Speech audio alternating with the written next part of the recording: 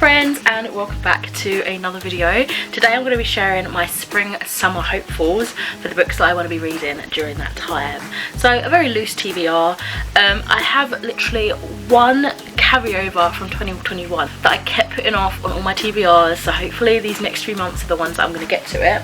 And that, my friends, would be The Conference of the Birds by Ransom Riggs. I don't even know which number in the series this is, but I have a review. I think I have a review for every book in this series so far. Oh, it's the 5th novel.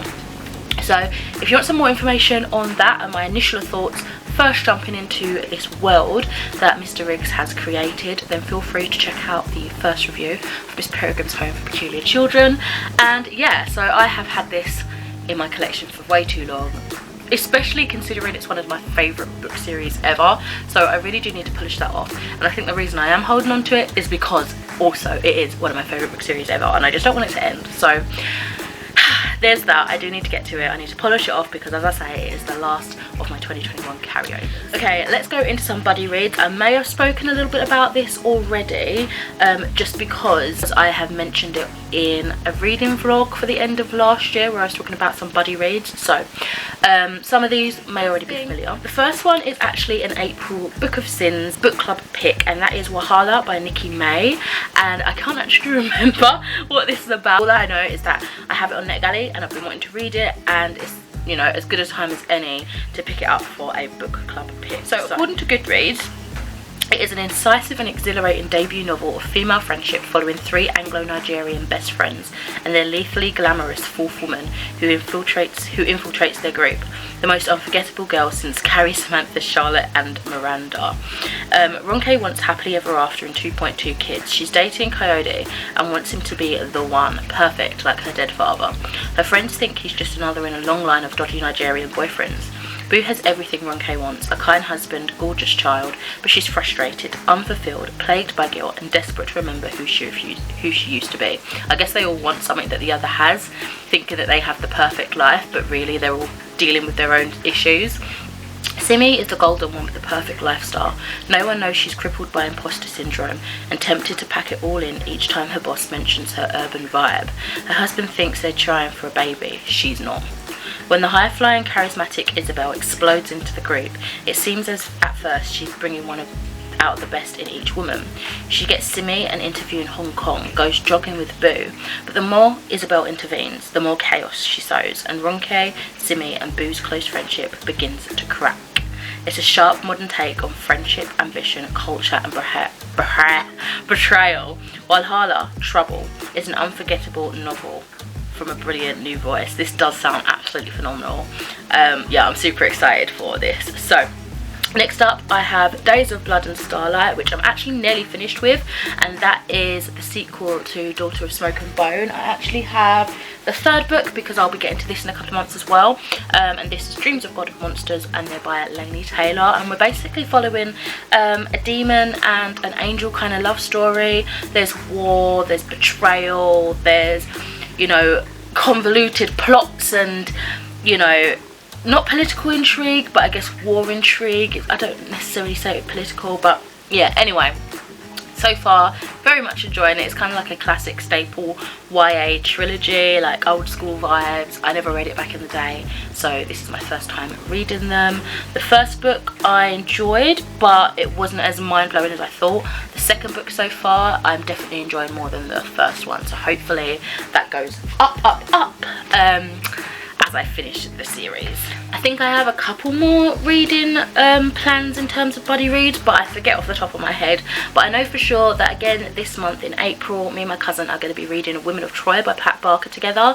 We read The Silence of the Girls last month, and actually we were kind of both had mixed feelings about it. I was sort of left, like, I enjoyed it, but I was left a little bit disappointed because it didn't give what it was supposed to be giving. So I'm hoping we actually get more of what I expected from the first book in this one, and it actually does focus on the women of Troy, not just the women of Troy talking about the Greek invaders and the men and kind of talking about their story that's been told numerous times already. I want more about their actual lives, so fingers crossed. I hope that is the case. Next up, I have been wanting to read this one for a little while, and then I kind of forgot its existence, but it recently dropped that it's going to be a movie, and I don't know if it's aiming to come out this year or the next year or whatever, but anyway, that is Where the Crawdad Sings by Delia Owens, and isn't that a beautiful cover? As I say, I've been wanting to read this for a little while. This actually got given to me by one of my colleagues when I worked at the Vets, which was really nice. For years, rumours of the Marsh Girl have haunted Barclay Cove, a quiet town on the North Carolina coast. So in late 1969, when handsome Chase Andrews is found dead, the locals immediately suspect Kaya Clark, the so-called Marsh Girl. But Kaya is not what they say. Sensitive and intelligent, she has survived for years alone in the marsh that she calls home, finding friends in the gulls and lessons in the sand. Then the time comes when she yearns to be loved. When two young men from the town become intrigued by her wild beauty, Kaya opens herself to a new life until the unthinkable happens. So I kind of feel like it's giving me urban legend vibe, like this girl like actually exists in this world, but she's kind of thought of to be like almost mythical, like, oh, there's a mystery around her. And I think there's like murder accusations and stuff, so that only intensifies, and then it becomes probably all too real for Kaya as she's thrown into this accusationist story. But yeah, I'm very much looking forward to this, especially kind of getting into like a character study, if you will, of a very isolated character on her own, being a young girl as well, and kind of hearing her story. So intrigued for that one, and I'm hoping the movie's going to be awesome too. Then I'm going to be jumping back into a world that I haven't read for a while. I read the first book through NetGalley like a good few years ago, so I do want to finish off this trilogy before I start the author's next trilogy that I'm hoping to buddy read with my friend Deborah from Hills of Books. But anyway, back to this series. It is the Brooklyn Bruja series, and the second book I want to get to is Bruja Born by Zoraida Cordova. Labyrinth Lost was the first book in this trilogy, I believe it is, and I really loved it. I think it was a 5 out of 5 star read for me, so I don't know why it took me so long to get to it, like to continue on. But basically we're following Brooklyn Brujas, and I don't want to say too much because I can't remember what would count as a spoiler and what would not count as a spoiler, but something explosive happens to our main character in book 1 on her birth. It's either her birthday or her sort of magic receiving day. I don't know if the two are entwined, I can't quite recall.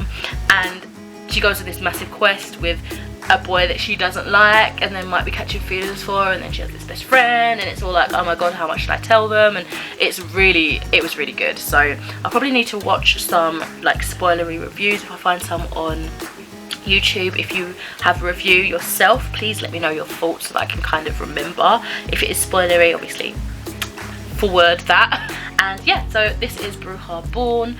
I think the first book was bigger, but I don't know, so this seems kind of small, so hopefully I should fly through this, and then if that's the case, find a copy for the third one and fly through that too. So yes, Bruja Born by Zoraida. Next up I have this beast. I've been wanting to do a reading vlog for this one, and now I have the sequel, so hopefully I can do them relatively soon back to back, and that is Black Leopard Red Wolf by Marlon James. So I read A Brief History of Seven Killings, and I've got a review for that if you're interested, which is more like historical general fiction, and it was a beast. It was big, so I loved that. That was like another 5-star read, and I've been wanting to try more from this author, so seeing that he's got a fantasy trilogy out very much excites me. So I believe it's based on some African mythology. I don't know specifically whereabouts in Africa, but let's see what this says. The child is dead. There is nothing left to know. Tracker is a hunter known throughout the 13 kingdoms as one who has a nose, and he always works alone. But he breaks his own rule when hired to find a lost child. He finds himself part of a group of hunters all searching for the same boy. Each of these companions is stranger and more dangerous than the last, from a giant to a witch to a shape-shifting leopard, and each has secrets of their own. As the mismatched gang follow the boy's scent from perfumed citadels to infested rivers to the enchanted darklands and beyond, set upon at every turn by creatures intent on destroying them, Tracker starts to wonder, who is this mysterious boy? Why do so many people want to stop him being found? And most important of all, who is telling the truth and who is lying? Drawing from African history and mythology and his own rich imagination, Marlon James weaves a tapestry of breathtaking adventure through a world at once ancient and startlingly modern.